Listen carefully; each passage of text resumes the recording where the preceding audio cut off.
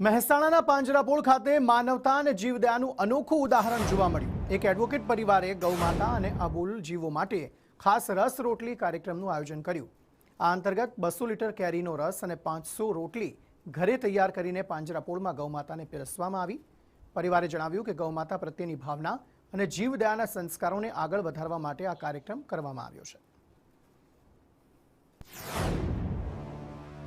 आज रोज अबोला जीवो माटे खास गौ माता माटे आज रस अने रोटीनो प्रोग्राम राखेलो छे। 200 लीटर रस अने 500 रोटी बनावी अने एक ऋण चूकववा माटे आज बधा परिवार साथे भेगा थयेला छीए। कारण के अबोला जीवोने पण भूख लागे छे, एमने पण तरस लागे छे, आपणे एमनी व्यथा समजवी जोईए। एक आशीर्वाद लेवाना हेतुसर आज रोज अमे बधा भेगा थया छीए अने एक सेवाकीय प्रवृत्ति थाय अने लोकोमां एक सारो संदेश जाय के भाई मानव सेवानो जे पगार होय के जे आवक होय एना अमुक हिस्सा पण आमां वापरवा जोईए के जे एनुं आपणे ऋण चूकवी सकीए। ए हेतुसर आखे परिवार साथे अमे बधा आजे अहींया